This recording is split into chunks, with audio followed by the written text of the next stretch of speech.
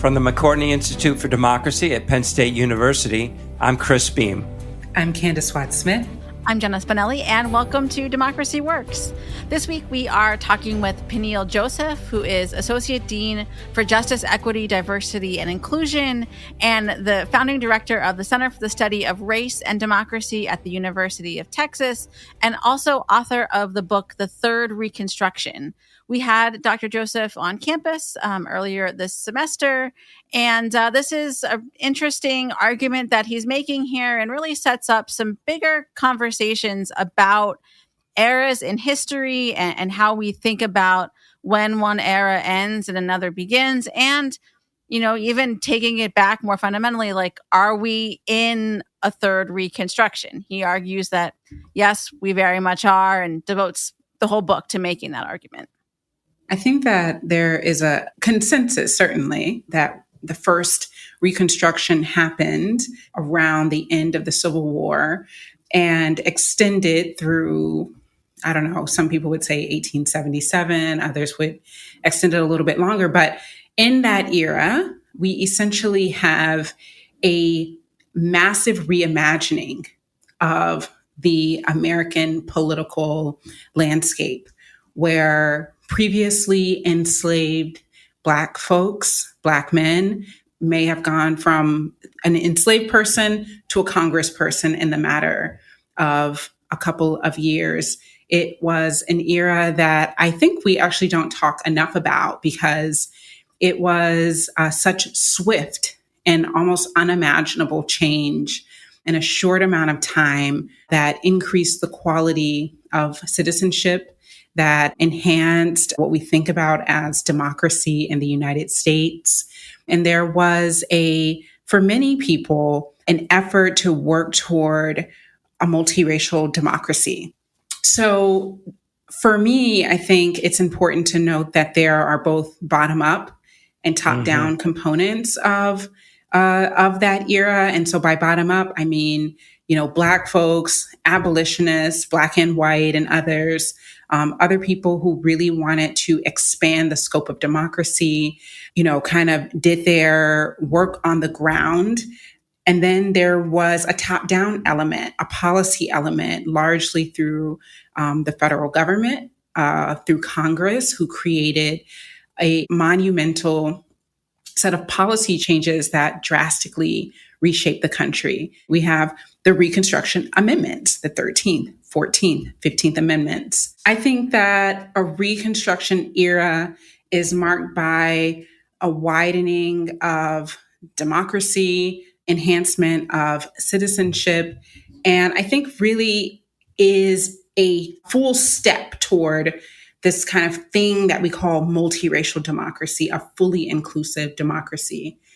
I think those things all have to happen in order for us to call something a reconstruction. Right. And so you have that, and you have, you know, hope and achievement on the part of African Americans, former slaves. And, you know, part of American history is that those hopes were almost entirely dashed, and that all those things that happened, all those changes that were made, were almost all systematically undone.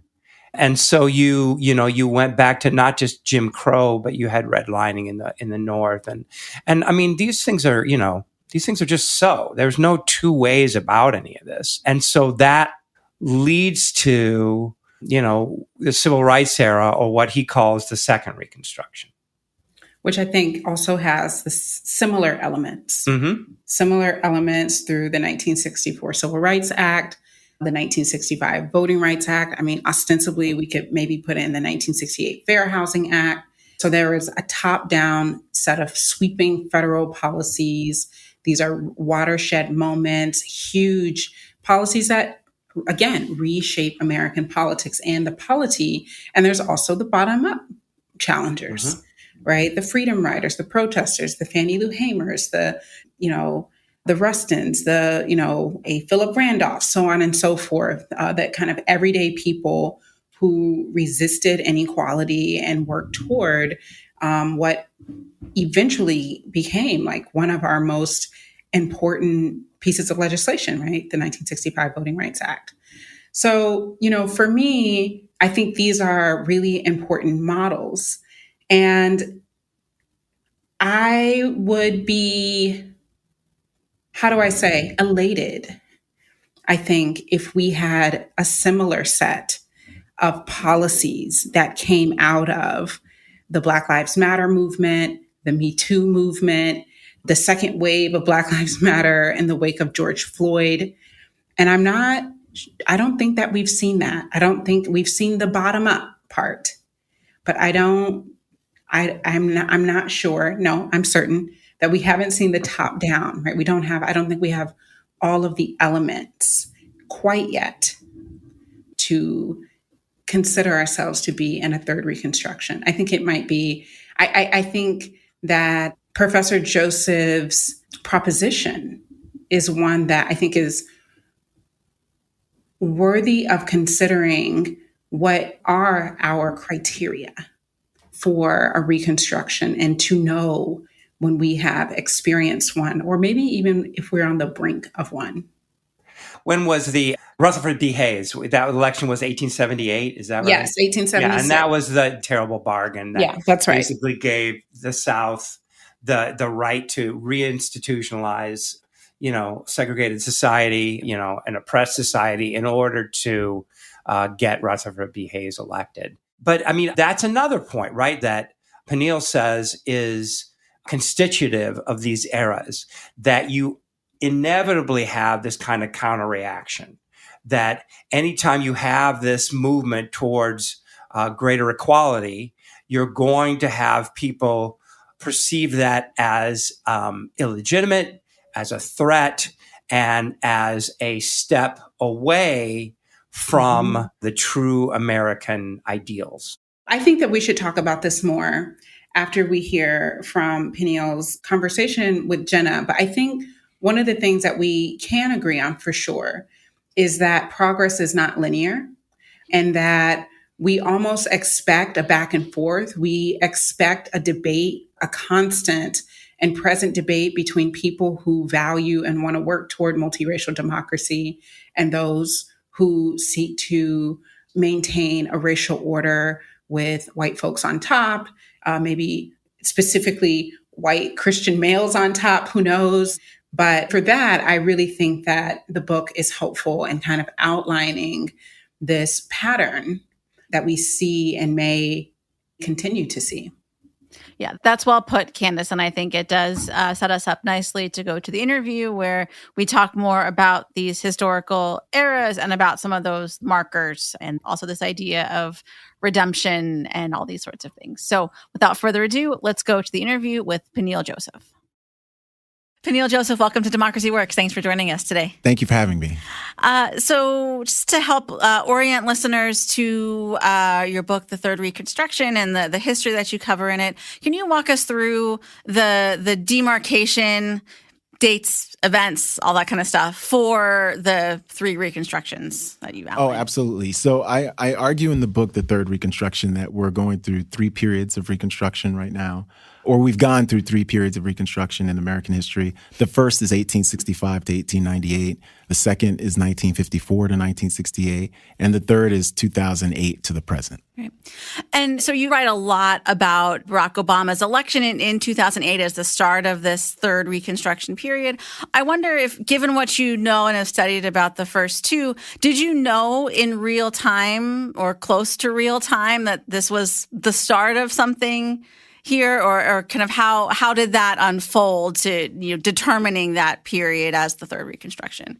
Yeah, no, I felt the arrival of Barack Obama was a watershed period in American history, but I think it took those other pivot points. I have the four pivot points as Obama's election, the rise of the Black Lives Matter movement in 2013, the rise of sort of white nationalism, ethno-nationalism, Make America Great, Donald Trump in 2016, and then finally 2020 and all of the really swirling racial political juxtapositions and reckonings that we experienced that year, but also since then. Mm-hmm. And throughout each of these three periods, you frame them as a battle between redemptionists and reconstructionists. Yes. So tell us who those camps are and how they kind of butt heads throughout these three periods. Yeah, so Reconstructionists, we'll start with them. Abraham Lincoln in November of 1863 at Gettysburg, right outside of Gettysburg, Pennsylvania, he delivers his famous address where really the most important parts of that address is where he talks about the soldiers who they are honoring at Gettysburg gave their last devotion so that a new birth of freedom could begin in America, which is really important. So Reconstructionists are supporters of multiracial democracy. And in a very important way, I would say that Reconstructionists are also, especially at the radical end, supporters of what we're now calling intersectional justice. So it's a multiracial democracy that doesn't leave anybody behind. People who are disabled or women or folks who are trans and queer, immigrants, whether you're Muslims or Jews or Christians or secular. So it's that. And so Reconstructionists really think about the Civil War and the emancipationist legacy of what I called, or what Du Bois called, abolition democracy. Redemptionists are supporters, yes, they are supporters of white supremacy, but they're supporters of a lost cause, which is very, very important because it provides a kind of ballast for white supremacy, and it provides a kind of language for white supremacy in a way that a lot of times you don't have to talk about race. That's why it's so important. So in a lot of ways, redemptionists, yes, they are white supremacists, but it's also bigger than that because it's encapsulated in a story and in a narrative that it really can fold into different religious beliefs, Christian beliefs. It folds into notions of tradition and honor. It folds into notion of heritage, where lost causers, they want to continue the power relations of the antebellum South. And at times they do so in a colorblind way. At times they do so in ways that are very explicitly racist, but at times they do so in ways that are actually not explicitly racist, but the outcomes are always about racial disparities and racial oppression. So in a lot of ways, since 1865, those two, and this was one of the neat parts about writing the book, was sort of making that argument, but showing it too, that really since 1865, every single problem that we're thinking about, whether it's environmental justice or things like tax policy and zoning and racial integration or segregation in public schools and neighborhoods, it's connected to those poles, those Reconstructionist versus Redemptionist poles. And then within those poles, there's disagreement and there's debate and there's conflict. So within the Redemptionist poles, there are disagreements. And then within the Reconstructionist poles, you have radical Reconstructionists, you have mainstream Reconstructionists, you have those who are more conservative. So it's very interesting. And I talk about that throughout the book. But I think just for the general audience who I want to read the book, I wanted them to understand how the terms Reconstruction and redemption really are impacting their lives today. Yeah. And would you put economics into that mix as well? So, redemptionists who might be in favor of things leaning toward Reconstruction, but only in as much as it doesn't disrupt the economic status quo, those kinds of things. Absolutely. Redemptionists a lot of times don't want federal intervention unless through that federal intervention, they can secure more power and more benefits for themselves at the expense of the Black population, and we saw that through the New Deal. We see it even today with what's going on in Jackson, Mississippi, and the water crisis in Jackson, and people trying to set up special sort of police districts in Jackson and Washington, D.C., and in other places. So it's very interesting that the economic orientation of this is key because Reconstruction at its most radical was about redistributive justice. And the idea of 40 acres and a mule, the idea that formerly enslaved, newly free Black people were going to be able to have land and have political and economic power was really key. Mm-hmm. And so going back to Obama, where would you place him on that spectrum of Reconstructionists that you described earlier?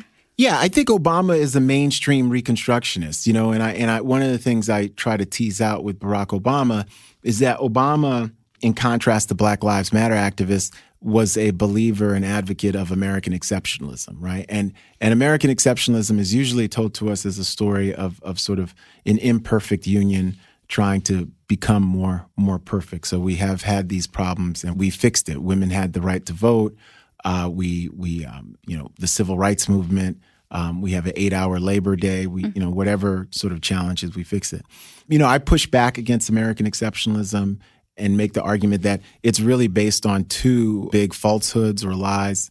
The first is that Black people are not human beings, and that's how you can get racial slavery, which, there's so many great books, Du Bois's Black Reconstruction, Eric Williams' Capitalism and Slavery, but then newer works like The Half Has Never Been Told by Ed Baptist or Empire of Cotton by Sven Beckert, Ebony and Ivy by Craig Wilder, The Pound for Their Price of Flesh by Dinah Ramey Berry. There's many, many great books on slavery and sort of capitalism now. And what you see is that the reason why you needed the lie that Black people weren't human beings, and James Baldwin and other people say the same thing, is that was the only way you could justify producing all the wealth.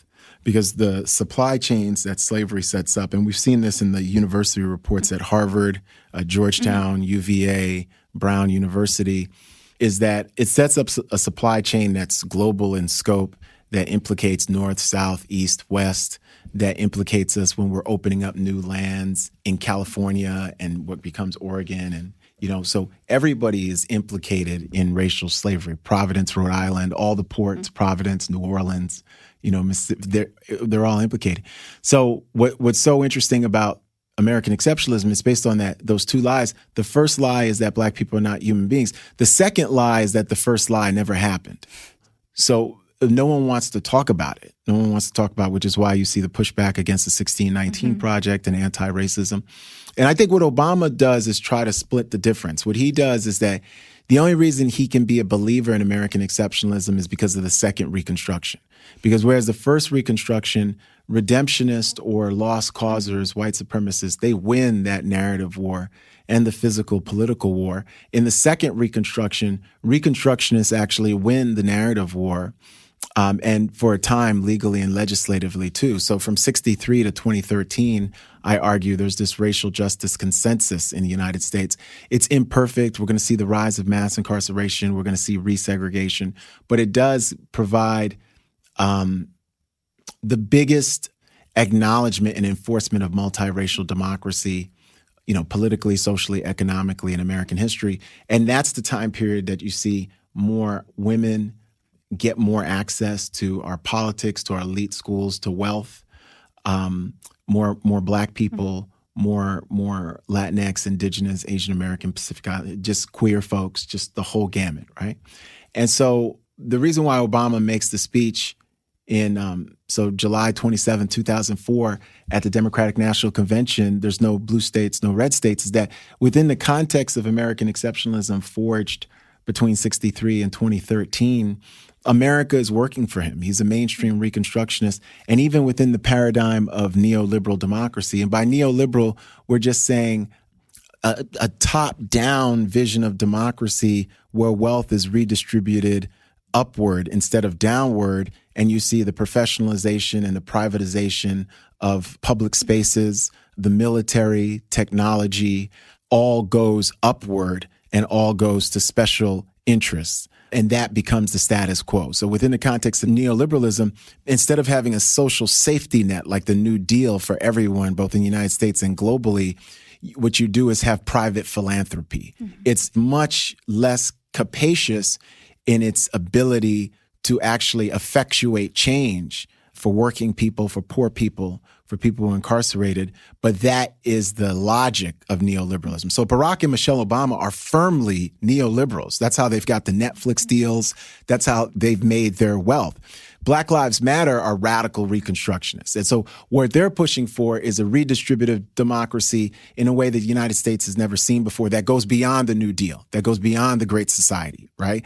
And that's why there was such tension in that relationship, right? And so I think Barack Obama is a very, very important figure. But I think, when we think about radical reconstructionists from 1865 all the way to the present, they're interested in something far more expansive and capacious than President Obama could even conceive of, because they're coming from a different tradition. They're coming from the tradition of folks who wanted redistributive democracy in 1865 and 1866 and 1867, and felt that was a possibility. Right. And speaking of Black Lives Matter, you also write in the book that the movement combined Malcolm X's vision for radical dignity and Martin Luther King's vision for radical citizenship. If I noted that correctly, please tell me if I didn't. But I wonder if you could say more about that, the ways that Black Lives Matter called back to that second Reconstruction period. Yeah, in a lot of ways, BLM did so through demonstrations. They did so through the language of all Black Lives Matter and not leaving people behind. So they sort of went back and they went forward.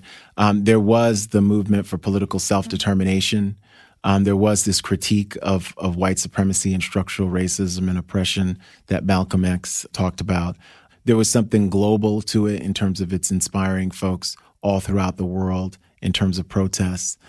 And in terms of King, they were practitioners of nonviolent civil disobedience starting in 2013. So they had sit-ins at highways and restaurants, and they had massive demonstrations, but also smaller, more localized demonstrations. So in a lot of ways, BLM, the dignity piece for Malcolm was this idea that all people are born with human dignity, and citizenship is just the external recognition of dignity. And so in a lot of ways, BLM called for both. They called for both citizenship and dignity. When you read their policy agenda, it included really capacious redistributive justice for people who are immigrants, including Black immigrants, because when we think about immigration, we usually think of just Spanish speakers and brown folks, but we don't think about Afro-Latinx folks and people from Africa and other. They really called for dignity for working class and poor women, especially Black women and women of color. For those who are incarcerated, they really called for a defunding and an abolition of prisons, policing, and punishment, which is really important because there's so many billions of dollars spent on building up systems of punishment at the expense of educating people, at the expense of feeding them, at the expense of giving them good housing, all these different things. So I think that they were very good in that. And they criticized the president, the first Black president too. Even as I write in the book, they were also inspired by him. So a lot of those folks had become activists because of 2008. And then they were criticizing him because he became the functional face of this kind of American empire that was marginalizing them, but at the same time using the fact of his presidency as an example of progress. Yeah, and as we move into the 2016 election, you write about conversations you had with folks on the more radical end of that spectrum about voting for Hillary Clinton or not. So what were those arguments like? Yeah, they were tough arguments. I mean, I think a lot of people later on had mea culpas, but I think that folks who are on the left and who think of themselves as progressives are fallible. They're human beings. So, as somebody who's been in politics for a very, very long time, they make mistakes. They at times have vanity and ego and different stuff. So I think that what happened there was that people, they weren't keeping their eyes on the prize. They weren't thinking about Supreme Court justices. They got into a personal battle about Hillary Clinton and because she had said super predator and the many mistakes that she had made. And they weren't thinking collectively and strategically and empathetically about, who was going to get hurt if she wasn't president. Some of them might have thought she was eventually going to be president, so their vote didn't matter. But yeah, I call people out on that because I think that that's that was a failure. And certainly it's not just the left, because it's all the people who voted for Trump and different stuff. But for people who make a claim of having progressive values, there's over 1 million people who voted for Jill Stein. I think many of them would like their vote back. What happened because of those votes is people died because of those votes, and children were separated from their parents because of those votes, and so many other things. So I do think that's a problem. That's a big problem when when our politics are just abstracted to the point where we're not really caring about human beings anymore. We're just sort of performing politics.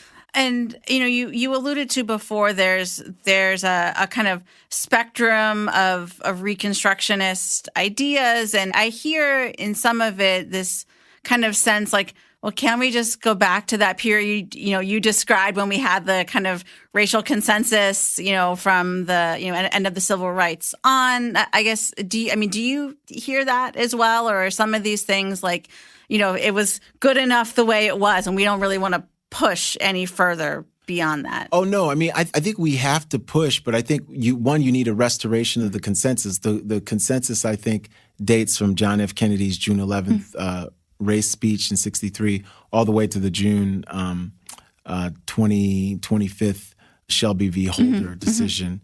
And so I think you need a restoration of voting rights. I also think that having a president who's an open racist hurts you, so you need some equilibrium within the Republican Party where, and that hasn't occurred yet. I think Ron DeSantis is an open bigot and racist with the anti-DEI stuff that he's doing. So I just think that until we get equilibrium back in the two parties where both parties would be pro-democracy parties, it's going to be very, very difficult. Mm-hmm. And is that, you also write that, Black dehumanization is the essence of American democracy, and it must be faced if we're ever to change it. But is restoring that equilibrium that you just mentioned like a necessary precondition to even starting to get back to tackling the Black dehumanization? Well, I think you can do both. And it's necessary to do both. So I think you have to push on both fronts. But I just think effectively one of the things that we've lost is any kind of consensus in our politics, right? So even somebody like George W. Bush, who I don't have, hagiography over Bush and the war in Iraq and sort of the outcome and the impact and expense of that in loss of lives and damage to the country's credibility. But rhetorically, the fact that he was a supporter of voting rights, even with the 2000 election and everything, keeps a certain equilibrium that we've lost for the foreseeable future, right? So there has to be, and I think the equilibrium we needs to be better than the one we had before. So it's not even going back; it's like moving forward into a different place. Mm-hmm. Well, and I guess of the three Reconstruction periods, or maybe just the first two, like where was the kind of high water mark for the equilibrium, or if you think of it that way? And I guess I also, thought as I was reading your book, like how much were the second and third Reconstructions about just even getting back to the baseline of power and humanity that Black people had in the first? Yeah, I think in the second Reconstruction, by the time you get the Voting Rights Act and the Civil Rights Act passed in 64, 65, you sort of get it's a rhetorical high point, but I think the high points really come in the 1970s and 80s and the 90s, and then certainly with Obama, because it takes a long time for those changes to filter in. And even Mississippi has the most Black elected officials in the country, but they still never have had senators or governors, and they have a tough time in Mississippi, right? So sometimes representation is not enough. So I think the high watermark of the second is going to be when you start to see a rise, at least according to some data, in the numbers of people who are in the Black middle class and upper middle class and elites, rise of this Black political class and economic class who are able to make a way, right? And then, you see Douglas Wilder and, Douglas Brooke is the first Black senator in the 20th century, Carolyn Moseley Braun, Obama. So I do think that there are some high point, and even, cultural figures like Oprah Winfrey, Michael Jordan, very, very important, LeBron James. And those high points would not have occurred without that second Reconstruction, right? So they wouldn't have. Sports were segregated, politics were segregated. The whole country was segregated. So I think that's hugely important. And we'll end here at the end of the Third Reconstruction. You say that you choose hope. You choose kind of a hopeful vision, a hopeful story, as you were just saying. I wonder if despite everything you talk about in the book and everything we've talked about here, what gives you hope right now? What are you looking to? Well, yeah, over the last 3 years, there was upwards of 25, 26 million people out in the streets in the aftermath of George Floyd, Breonna Taylor. There was millions of dollars given to anti-racism. There are, thousands of school teachers who want to teach the 1619 Project, some of whom are doing so.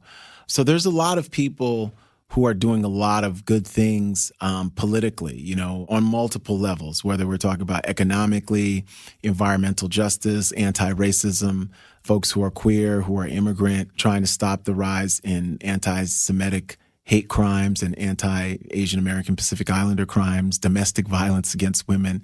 I'm in the weeds of all these things that are happening, both in Austin, Texas, and nationally. So there's a lot of great work being done trying to close down economic income gaps, wealth gaps, entrepreneurial and investment gaps, transform the system of mass incarceration, and sort of an abolitionist take on everything from incarceration to poverty, right? So those are all really good. And so I think that we have to, even as we're aware very realistically of the challenges we face, we have to also keep in mind of some of the progress that actually has been made. The reason why the backlash against anti-racism has been so big and so capacious in 37 states passing or considering, anti-CRT laws, anti-woke acts, is because there was so much headway made in such a tremendously short amount of time that was really revolutionary in a way. There's a great new book called Elite Capture, which looks at ways in which, elites have transmogrified, assumed, really taken over aspects of both identity politics and politics to liberate us all. That being said, I still think that those of us who believe in human dignity and citizenship and what Martin Luther King Jr. called the beloved community, I still think we can win. And I think you can have, we should be pushing for radical inclusivity, radical hope on so many different fronts. And we should be sharing our stories with other people, right? So we have to be able to say that two things can be existing simultaneously. There's this big backlash against racial justice and economic justice and intersectional justice. But we also have the most people in American history who want all those things. Those two things can be simultaneously occurring. And I think that gives me hope because you actually have more people now who want to see multiracial democracy and who are Reconstructionists, whether they know it or not, whether they agree with every last single thing you agree with or not, right? Because part of it, we have to be strategic in terms of having coalitions. The coalition is not based on somebody agreeing with everything I, Peniel Joseph, believe in. It's all of us sharing specific shared values or on one or two, three big things and seeing what we can do to get those big things done. So all of that gives me hope. Yeah, and we didn't even get to, you tell your own story beautifully in the book. I hope listeners will pick it up and read more about your journey and about all the history that you tell. We'll link to it in the show notes. Peniel Joseph, thanks for joining us. Thank you.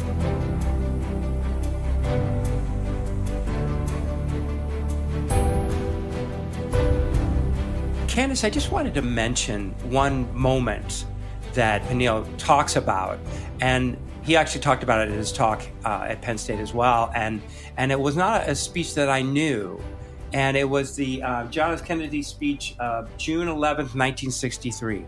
So before the civil rights movement the Montgomery bus boycott is happening. You have he's actually responding to the desegregation of University of Alabama. But anyway, it's early in the civil rights era.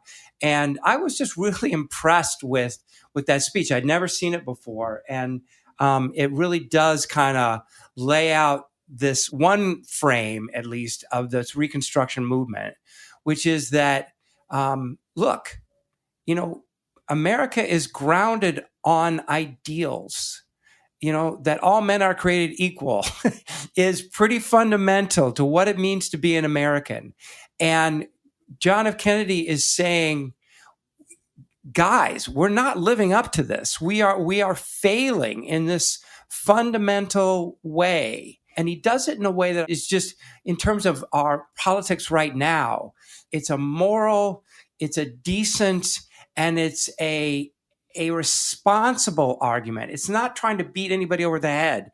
It's just trying to make this case for people who I don't think are very open to it. Oh, certainly. I think also, watching that and listening to it, I think one of the things that JFK does here, and he uses the word commitment. We should have he talks about having a commitment about remedying the types of discrimination that Black folks faced in housing and employment, income, lifespan, education, and voting. And he calls for the courts to uphold that commitment. And he calls for Congress to pass legislation. And he also noted that what the courts do, and he's the president, so the executive branch and the judicial branch and the legislative branch all have to work in concert to move us forward. And we need a change in the hearts and minds of Americans and have a shift toward human decency. And so, again, I think that this component, he kind of outlines, we need a we need a top-down movement from the government to create policies that will shift the way that we work in the United States. And we also need a bottom-up response. We had it from, civil rights protesters and leaders and allies, but also needed it from average white Americans who needed to take part, who needed to support the project in order for it to work. Right. So, and on some level, we got those things. And that's why we call it a reconstruction. Peniel offers the election of Obama as a third reconstruction. And for me, I think that's ironic for many reasons, the least of which is that Obama is shown to have been the president who spoke the least about race than any other president. Right. And so there is not, for me, the central components and criteria of a reconstruction due to the Obama election. Yeah, I mean, I'm thinking about this in terms of, kind of my friends who are left of me will always complain about what they didn't see or what they're not seeing from politicians. And I'm always like, with Obama, his, like every other politician in the world, his primary objective was to get reelected. And if he would have done any of the things that the folks that were left of him, the folks who were looking for a reconstructive moment in American history from him, that would not have happened. And I don't think that's a controversial thing to say. And so, the idea that I think you can look upon the election of the first African American to the highest office in the United States as a seminal moment and a nation-changing moment. But is it reconstruction? That's a different question. And I don't know that I think I'm inclined to agree with you that it at least up to this point, we don't see it. So I can say that one of the things I think is really helpful about this book is there's Reconstruction eras and then there's, redemption eras. But Peniel also talks about Reconstructionists and redemptionists, and essentially kind of having like these dual ideologies, one of which is about creating the steps toward and actually seeing a multiracial democracy come to life. And then you have a group of people who do not want that. And so I think what I'm describing is the war between those visions that we're seeing play out in real time. I think that those kind of thinking about redemptionist and reconstructionist as ideological perspectives, I think is helpful. And I think that we can point to in our just everyday news, whether we are in a particular era, I think is hard to know without the luxury of time and hindsight. That's fair. I also think that he would argue that, that kind of fighting between the redemptionists and the reconstructionists is a feature of an era, of a reconstructionist era. And so the fact that we're seeing this and we're seeing it so stridently, is evidence of a third reconstruction. I don't think or it could just be that we're in we're just having a redemption moment from the second Reconstruction. Right, exactly. I don't know that either of us would find that persuasive. And in the book, he talks about this meeting of Obama and some early Black Lives Matter activists and just how much they were talking past each other. And my argument would be that the reason for that is because there are two fundamentally different perspectives on what the end game is here. And so for a number of advocates, the objective of a reconstructionist is to, redeem the American ideals, to make us genuinely an equal democracy, and a democracy where everyone has the same kinds of freedoms and the same rights that everybody else has. And so that is the agenda of the Reconstructionist movement, to make those real, to make them genuine. And then there's another frame within this, Black reform or Black, a movement among African American people for freedom and equality that argues that the American experiment is grounded in racism, and all these ideals are therefore properly understood to be lies, and that the only way forward is to take down this edifice of lies, cut it all back to the studs and build it back again better. So the way that he dices it is to say that there are different kinds of reconstructionists. There are radical reconstructionists. There are mainstream reconstructionists, which I think he claims that Obama is. I think he has one other category, like moderate reconstructionists. Should they be lumped in the same group? Well, I mean, I guess we're talking about difference in kind, difference in type. Right. That if your foil is the redemptionist, then yes, they belong in the same group. If we were just going to focus on them, well, then yeah, the differences are fundamental because they speak to not just, I think they may have the same goal, but see fundamentally different necessary paths toward getting there. Right. Right. Some people are really, right, like you said, are in the belief that we can work through what we have. We can use the Constitution for, to bring us to the promised land. And other people are sure that the Constitution is the reason why we are in the quagmire that we're in. Mm-hmm, mm-hmm. So I think that both of those groups are, if we had a situation where your race, your gender, your sexuality, your religion did not predict your life outcomes and opportunity structure, if we could live in that world, I think both of those groups would be happy. But how to get there, I think, is one of the major points of disagreement. And so, I mean, I feel like we have come to, articulating what we think is, a series of unanswered questions that we have with this argument.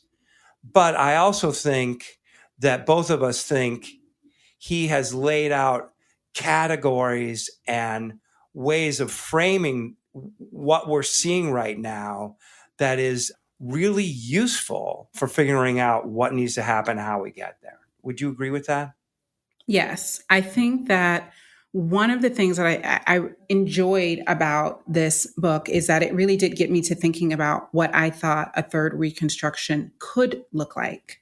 That for me, it would be one that we are seriously talking about legislation on policing, that we are seriously thinking about the John Lewis Voting Act, that we are seriously not just expanding Medicaid. There are 10 states that still refuse to do so, but to maybe have universal health care and universal pre-K. I mean, those would be, and not to mention thinking about wealth inequality and campaign finance. I mean, there's a lot of things that I think would enhance our democracy and not just representation through elections. But all in all, I think what I could say, and I think what we both agree on, is that we hope our listeners will engage with Peniel's work critically, as we know they can. Right. And that's the gift that every author gives us, is a chance to do that, and we're better off for it. So thanks, Jenna, for a terrific interview. Thanks to Peniel for coming to campus. For Democracy Works, I'm Chris Beem. And I'm Candis Watts-Smith. Thanks for listening. Democracy Works is a collaboration between the McCourtney Institute for Democracy at Penn State and WPSU Public Media. Our editors are Michael Klein, Chris Kugler, Mark Stitzer, and Clint Yoder. Editorial review by Emily Reddy. Additional production support from Andy Grant and Christine Allen. If you enjoyed this episode, please leave us a rating or review in Apple Podcasts, Spotify, or wherever you're listening right now. Democracy Works is a member of the Democracy Group Podcast Network. Visit democracygroup.org to learn more about our podcast collective devoted to democracy, civic engagement, and civil discourse. Thanks for listening. We'll see you next week.